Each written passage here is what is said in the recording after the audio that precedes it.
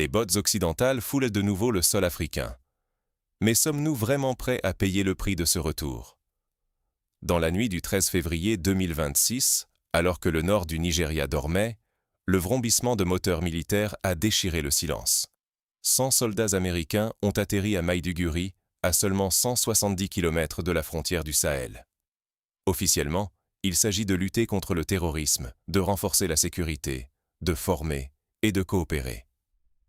Mais soyons honnêtes, est-ce vraiment juste une mission d'assistance ou assistons-nous au début d'une nouvelle colonisation, plus subtile, plus technologique, mais tout aussi vorace? Pendant qu'Ibrahim Traoré, au Burkina Faso, érige une véritable muraille de dignité pour défendre le Sahel et l'indépendance africaine, la première puissance militaire du monde installe ses bases juste devant sa porte. Est-ce un hasard? Ou le symptôme d'une urgence plus profonde pour l'Occident, celle de préserver la domination du dollar, alors que les peuples du Sahel, rassemblés dans l'Alliance des États du Sahel, affirment haut et fort leur volonté de prendre la maîtrise de leurs richesses? Ce n'est plus un simple débat dans des bureaux à Washington ou à Bruxelles. Non, les bottes sont là, sur notre sol. Les avions cargo américains type C-130 stationnent sur le tarmac de la base aérienne de Maiduguri. Et ce n'est que le début. Ces vols, partis d'Accra, ne transportent ni nourriture, ni médicaments. Non, ils débarquent bombes guidées par laser, équipements de surveillance dernier cri, et surtout, une unité de forces spéciales, le 3e groupe des forces spéciales américaines, experts en guerre non conventionnelle. Pas des formateurs venus apprendre à défiler, mais des spécialistes du contrôle, de l'ingérence et de l'influence. Ils disent agir pour la sécurité, mais pourquoi installer 3 positions avancées simultanément? Pourquoi amener des bombes MK-82 alors que tant de Nigérians dorment le ventre vide? Regardons la réalité en face. Après avoir été chassés du Niger, après avoir perdu leur base de drones d'Agadez en 2024, les États-Unis cherchent un nouveau point d'appui pour surveiller, influencer et surtout contenir la montée en puissance de l'AES et de dirigeants comme Traoré, qui incarnent une Afrique debout, fière, désireuse de récupérer ce qui lui appartient. Si vous vivez à Houston, à Londres ou à Abidjan, comprenez ceci. 170 km, à l'ère des drones MQ-9 Reaper et des avions de chasse supersoniques, ce n'est rien. C'est une dague tenue sous la gorge du Niger, de la souveraineté africaine. Pour les anciens, comme Baba Moussa, qui voient débarquer ces camions et avions dans leur enfance, c'est le même goût amer. On chasse les colonisateurs par la porte, ils reviennent par la fenêtre, sous couvert d'amitié, mais armés jusqu'aux dents. La souveraineté du Nigeria? On la sacrifie, sans même demander l'avis du peuple, au nom d'accords signés dans des salles climatisées. La dignité africaine est sur la sellette, et l'avenir de tout un continent suspendu à des décisions prises bien loin de Maiduguri. Alors posez-vous la seule question qui compte. Ce retour américain, est-ce la défense de notre souveraineté, ou bien le début d'une nouvelle domination, plus insidieuse encore? Le combat ne se joue plus seulement sur le terrain des armes, mais sur celui de la volonté collective. Si l'Afrique ne se mobilise pas maintenant, elle risque de perdre à jamais la maîtrise de ses ressources, de rester piégée dans la pauvreté et de voir ses rêves de dignité sacrifiés sur l'autel des intérêts occidentaux. Mais que se passe-t-il réellement derrière ces discours officiels? Pour comprendre ce qui se joue, plongeons ensemble dans les faits que les médias occidentaux se gardent bien de révéler. Depuis des décennies, l'Afrique est le terrain de jeu des puissances, mais quelque chose a changé. Aujourd'hui, ce n'est plus simplement une histoire de drapeaux plantés ou de bases d'entraînement anodines. Dans le nord du Nigeria, les forces spéciales américaines ne viennent pas seulement donner des conseils ou former des soldats locaux. Non, elles arrivent chargées de bombes guidées, de drones et d'une technologie de surveillance digne des plus grands conflits modernes. On ne parle pas ici de coopération, mais d'une mainmise stratégique, sous couvert de lutte contre le terrorisme. Regardez ce qui s'est passé récemment au Sahel. Le peuple s'est levé, a dit non à la présence militaire occidentale et a poussé les armées françaises, américaines et européennes vers la sortie. Au Niger, la révolution populaire a forcé Washington à plier bagages et à abandonner sa base de drones à Agadez, une infrastructure de 100 millions de dollars qui surveillait toute la région. Les yeux et les oreilles de l'Occident ont été coupés net par la volonté souveraine d'un peuple qui ne veut plus vivre sous surveillance étrangère. Mais si le Niger et ses voisins ont fermé la porte, Washington s'est empressé d'ouvrir une fenêtre, le Nigeria. Cette nation stratégique, géante démographique et économique, est soudain devenue la porte d'entrée arrière pour une nouvelle offensive occidentale. Derrière les discours officiels sur la décision souveraine de protéger les vies, une réalité plus sombre se cache. Des avions étrangers patrouillent désormais le ciel nigérian. Des frappes sont possibles sans même un vote du Parlement national. Vous vous souvenez de ce qui s'est passé le jour de Noël 2025 ? Des avions étrangers ont frappé. Et aujourd'hui, l'infrastructure militaire occidentale se consolide, plus forte que jamais. Pour la diaspora éduquée, pour les médecins, ingénieurs, enseignants nigérians installés à Paris, Londres ou Atlanta, la situation est criante d'hypocrisie. D'un côté, des leaders comme le capitaine Ibrahim Traoré, au Burkina Faso, qui forment leur peuple à redresser la tête et à reprendre le contrôle de leurs ressources.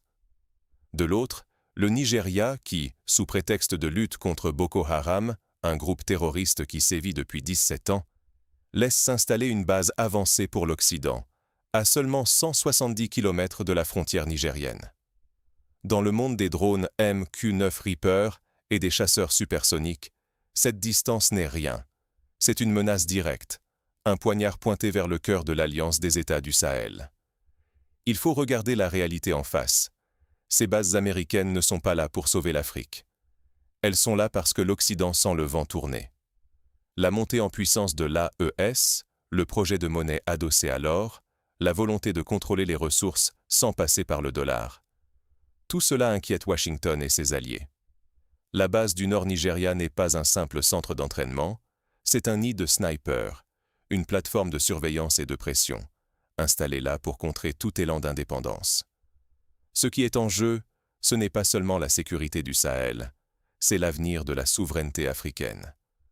Si l'histoire se répète, si l'Afrique laisse faire, elle sera une nouvelle fois exploitée, appauvrie, dépossédée de ses richesses et de son honneur.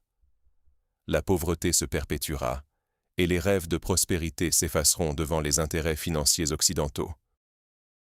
Le piège est là, prêt à se refermer, tandis que les avions cargo étrangers atterrissent dans la poussière nigériane et que les élites mondiales se réunissent à Munich pour célébrer à demi-mot 5 siècles d'expansionnisme occidental.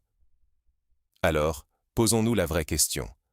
Quel est le véritable objectif de ces bases militaires et à qui profite réellement cette décision souveraine du Nigeria ? Derrière chaque avion cargo, c'est une nouvelle ruée sur notre or, notre lithium, notre uranium. Regardez bien ce qui se passe. Les C-130 américains qui se posent dans la poussière du nord du Nigeria ne viennent pas pour livrer de l'aide humanitaire. Ils débarquent des équipements militaires dernier cri, des hommes entraînés pour la guerre, pas pour la paix. On nous parle de coopération, de sécurité, mais derrière ce rideau de fumée, c'est un autre objectif qui se dessine. Le contrôle absolu de nos ressources par ceux qui voient l'Afrique non pas comme un continent de peuples dignes, mais comme un simple marché, une chaîne logistique à sécuriser. Écoutez bien ce qui s'est dit à Munich, lors de la dernière conférence sur la sécurité. Les mots utilisés par les élites occidentales en disent long. Il ne s'agit pas de partenariat, mais de concurrence pour les parts de marché. Pour eux, l'Afrique n'est pas une famille de nations souveraines, mais une réserve à ciel ouvert. Le secrétaire d'État américain, sans honte, a regretté la fin des empires occidentaux et a appelé à un réveil transatlantique pour sécuriser les nécessités vitales. Et nous savons tous de quoi il parle. Des minéraux sous nos pieds, ceux qui alimentent leurs voitures électriques, leurs puces d'intelligence artificielle, leurs missiles de dernière génération. Le Premier ministre britannique, lui, a été encore plus explicite, appelant l'Europe à se réveiller, à reconstruire sa puissance dure. Mais soyons lucides, quand l'Europe parle de projection de puissance, cette puissance descend, comme toujours, vers le sud, vers l'Afrique. Ce n'est pas un hasard si, pendant que ces discours guerriers résonnaient à Munich, des bases américaines voyaient le jour au Nigeria. Ils veulent verrouiller l'accès à nos richesses, empêcher l'Afrique de faire ses propres choix, de se tourner vers des partenaires qui la respectent. Pourquoi cette ruée soudaine? Regardons les chiffres. La dette des États-Unis explose, dépassant les 38 000 milliards de dollars. C'est un gouffre qui ne pourra jamais être comblé par la simple croissance ou la rigueur. Pour Washington, pour Londres, pour Bruxelles, il leur faut trouver une bouée de sauvetage. Et cette bouée, c'est l'Afrique. Nos terres, notre sous-sol, nos ressources deviennent la planche de salut d'un Occident en crise, prêt à tout pour préserver la domination de ses élites et la survie du dollar. Leur modèle est toujours le même. L'Afrique extrait, l'Afrique exporte, l'Afrique s'appauvrit. Nous vendons la poussière de notre sol. Ils nous revendent à prix d'or les produits finis issus de nos propres richesses. Pendant ce temps, des millions d'Amina, ces mères du Sahel qui voient passer les camions chargés de minerais, mais dont les enfants font leur devoir à la lueur d'une bougie, restent prisonnières du cycle de la pauvreté organisée. Ce n'est pas un hasard non plus si l'alliance des États du Sahel et l'idée d'une monnaie adossée à l'or inquiètent tant. Le simple projet d'utiliser nos propres richesses pour garantir notre souveraineté effraie les puissances occidentales. Elles ne tolèrent pas que l'Afrique pense par elle-même, qu'elle rêve de contrôler son destin économique, qu'elle cesse d'exporter la pauvreté pour exporter la prospérité. Le vrai risque, il est là. Si nous restons spectateurs, si nous laissons faire cette nouvelle ruée, nous continuerons d'exporter nos ressources et d'importer la dépendance, la misère, l'humiliation. Mais si nous résistons, si nous nous organisons, alors une nouvelle ère est possible. L'enjeu dépasse l'économie. C'est le temps, l'avenir, l'honneur même de l'Afrique qui sont en balance. Or, l'Afrique ne se laisse plus faire. Une résistance s'organise, mais à quel prix? Le choix est simple, subir ou reprendre le contrôle. Devant les bottes américaines dans le nord du Nigeria, personne ne peut se permettre de rester naïf. Ce n'est pas qu'une histoire de lutte contre le terrorisme, c'est une provocation, un piège tendu à l'alliance des États du Sahel. On cherche en réalité à provoquer une faute, à offrir un prétexte pour intervenir, pour diviser, pour reprendre la main sur les richesses africaines. Les discours sur la sécurité ne sont que la surface. Derrière, c'est une bataille pour le pouvoir, une course effrénée pour préserver un système qui s'effondre, celui du dollar, celui des élites occidentales, celui qui a, pendant des décennies, condamné l'Afrique à exporter des cailloux, pendant qu'on lui refusait la lumière. Face à cette nouvelle forme d'offensive, les dirigeants du Sahel, Traoré, Tchiani, Goïta, n'ont pas choisi la soumission. Ils ont choisi l'union, la résistance et la construction. Plutôt que d'attendre que l'Union africaine ou l'ONU viennent les sauver, deux institutions trop souvent impuissantes, empêtrées dans des résolutions qui n'ont jamais arrêté un avion de guerre ni protégé un village, ils bâtissent une armée commune, unissent leurs ressources et avancent vers cette souveraineté tant attendue. Ils ont compris que, quand le monde ne respecte plus que la force, c'est en étant solidaire et déterminé que l'Afrique peut peser. Mais attention. Si l'Afrique se disperse ou hésite, si elle tombe dans le piège des interventions multiples et des promesses creuses, le risque est énorme. Chaos, guerre par procuration, pillage organisé des richesses, la perte définitive de la maîtrise de nos ressources n'est plus un simple scénario de film. C'est la menace qui plane déjà. Les élites occidentales sont acculées par une dette abyssale, 38 000 milliards de dollars aux États-Unis, vous vous rendez compte. Et elles cherchent désespérément une bouée de sauvetage. Cette bouée, c'est notre sol, notre or, notre lithium, notre uranium. Tant que nos matières premières serviront à éclairer New York ou Paris, pendant que les enfants d'Amina, quelque part au Burkina, s'éclairent encore à la bougie, l'Afrique restera prisonnière.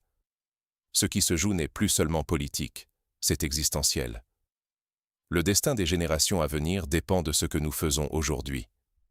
La U et l'ONU peuvent bien proclamer la fin du colonialisme sur le papier, tant que des drones surveillent le Sahel et que des troupes étrangères s'installent sans vergogne, nos résolutions resteront lettres mortes. La jeunesse africaine n'est pas dupe. Elle regarde, elle s'indigne, elle se mobilise, sur le continent comme dans la diaspora. Elle veut une Afrique debout, maîtresse de son sol, de ses usines, de sa monnaie. Une Afrique qui cesse d'exporter de la poussière pour importer des produits finis hors de prix. Le monde arrive à un tournant. Soit l'Afrique s'unit, construit, impose ses conditions, soit elle retourne à l'époque où d'autres décidèrent pour elle. L'enjeu, c'est la liberté, la dignité, la prospérité et l'honneur. Mais la résistance seule ne suffit pas. Il faut en tirer les vraies leçons et agir concrètement. Résister, oui. Mais comment ? Face au retour brutal des forces occidentales et à leur détermination à garder la main mise sur nos ressources, l'Afrique n'a plus le choix. Il faut agir, concrètement, collectivement, intelligemment. Le modèle occidental s'effondre sous nos yeux, fragilisé par ses propres contradictions, la crise du dollar et le cynisme de ses élites. Ce n'est pas le moment d'exporter encore et toujours notre terre, nos minéraux, notre avenir, pour enrichir d'autres continents. Non, il est temps de refuser d'être réduit à de simples pourvoyeurs de matières premières, condamnés à la pauvreté, dépendants de deals déséquilibrés qui ne profitent qu'aux multinationales étrangères. La vraie résistance commence par la transformation locale. Chaque once de minerai, chaque goutte de pétrole, chaque hectare de notre sol doit d'abord servir à bâtir nos industries, nos emplois, notre prospérité. Exigeons la valeur ajoutée sur place. Plus question d'accepter des contrats qui bradent notre futur. Si une entreprise étrangère veut exploiter nos ressources, elle doit s'engager à investir ici, à former nos jeunes, à garantir la transparence et le partage équitable des bénéfices. C'est ça, la souveraineté économique. Et c'est possible, à condition de refuser la corruption, de briser la spirale de l'élite complice et de s'unir autour d'un projet commun. Mais l'économie ne suffira pas. Le temps des demi-mesures est révolu. Ce qui fait la force de l'Alliance des États du Sahel aujourd'hui, c'est leur unité politique et leur volonté de se doter d'une armée continentale, prête à défendre chaque centimètre du territoire africain. Il nous faut une voix unique sur la scène mondiale, qui ne quémande pas, qui ne s'excuse pas, mais qui affirme « Voici nos conditions, voici notre vision, voici notre force ». L'Union africaine, souvent réduite à des discours sans suite, doit se réinventer ou laisser la place à une nouvelle génération de leaders prêts à risquer leur vie pour la dignité collective, comme Traoré, Goïta, Chiani et tant d'autres, qui n'attendent plus les bénédictions occidentales pour agir. L'enjeu, c'est aussi la conscience. La diaspora, vous, nous, partout où l'on se trouve, a un rôle vital à jouer. Informer, mobiliser, investir, créer des ponts entre l'Afrique et le reste du monde. La jeunesse, elle, doit refuser la résignation, s'emparer de l'éducation, de la technologie, des réseaux sociaux, pour bâtir une solidarité digitale puissante. Il ne suffit plus de pleurer les martyrs ou de dénoncer le passé. Il faut soutenir publiquement les leaders courageux, amplifier leur voix, briser le mur du silence médiatique. Un simple « Aman, je suis avec l'Afrique », poster, partager, assumer, c'est déjà un acte de résistance, un signal qu'on ne se laissera plus faire. Car l'alternative à l'action, c'est la perpétuation de la dépendance, de la misère, de ce silence honteux qui a trop souvent pesé sur nos générations. Si on ne se mobilise pas aujourd'hui, demain il sera trop tard. Nos enfants n'auront que des miettes, nos terres seront stériles, notre honneur perdu. L'Afrique possède tout pour réussir, à condition d'oser rompre avec l'ancien ordre, de refuser la peur, de choisir l'unité et la souveraineté. C'est une bataille politique, économique, culturelle, mais aussi spirituelle. Celle de la dignité contre la cupidité d'un empire finissant. Alors, la question n'est plus « que faire ?», mais « qu'attendons-nous » Il est temps de conclure et de lancer l'appel à la mobilisation, sans détour. La bataille n'est pas finie, elle ne fait que commencer. Aujourd'hui, alors que le ciel du Sahel s'embrase de nouveaux orages, l'Afrique se trouve à la croisée des chemins. Nous avons vu ensemble les cartes redessinées par la volonté des peuples, entendu les discours froids des maîtres du vieux monde, aperçu les avions cargo nocturnes déposant non pas la paix, mais les outils d'une nouvelle conquête. Il ne reste que 170 kilomètres entre l'ombre occidentale et la lumière de la révolution du Sahel. Ce déploiement des forces spéciales américaines dans le nord du Nigeria, présenté comme une simple opération antiterroriste, est en réalité le symptôme d'une peur profonde. Celle d'un ordre ancien qui vacille, face à une Afrique qui se lève, fière et souveraine. Ne vous y trompez pas. Derrière le masque de la coopération, c'est une nouvelle offensive qui s'organise, une manœuvre pour garder la main mise sur le pétrole, l'uranium, l'or et tous ces trésors arrachés au continent depuis des siècles. Mais cette fois, la partie ne se joue plus à huis clos. Cette fois, ce sont les peuples eux-mêmes qui dictent le tempo, nourris par l'espoir de voir enfin leur destin leur appartenir. Les élites du dollar et les stratèges de la dette ont beau posséder la technologie, les armes et les institutions, ils n'auront jamais la force de l'âme africaine. Jamais ils ne pourront acheter la dignité de toute une génération décidée à ne plus se laisser voler. C'est plus qu'une confrontation militaire ou diplomatique. C'est un combat spirituel, une lutte entre la cupidité d'un empire finissant et l'honneur d'un continent qui refuse de se taire. Pour chaque enfant africain qui rêve de dormir sous un toit à soi, pour chaque famille qui aspire à travailler sa propre terre, à transformer ses propres ressources et à bâtir son propre avenir, c'est maintenant que tout se joue.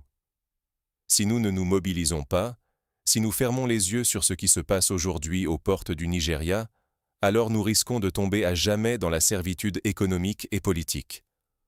Le réveil africain est en marche, mais il peut tout aussi bien sombrer si nous ne faisons rien. Alors, je ne vous demande pas juste un like, pas juste un partage. Je vous appelle à former un rempart numérique de solidarité pour celles et ceux qui risquent tout, pour défendre la souveraineté de notre continent. Si vous croyez que l'Afrique n'appartient qu'aux Africains, que la justice finira par triompher de l'injustice, écrivez-le en commentaire. Amen. Je suis avec l'Afrique. Que nos voix inondent l'espace, que le monde sache que nous ne sommes ni divisés, ni distraits, et que nous avons perçu la manœuvre. Abonnez-vous, rejoignez ce mouvement. Soyons le changement que nous attendions. Tandis que le soleil se couche sur la frontière du Niger et que les drones étrangers bourdonnent dans la nuit, faisons que nos voix soient plus fortes que leurs moteurs. Restons debout, restons vigilants, gardons les yeux fixés sur le Sahel. Je suis là pour continuer à porter la vérité qu'ils essaient de cacher. Que Dieu bénisse les mères d'Afrique, les visionnaires de l'AES, et que l'esprit de nos ancêtres protège nos terres des ombres qui rôdent. À très vite.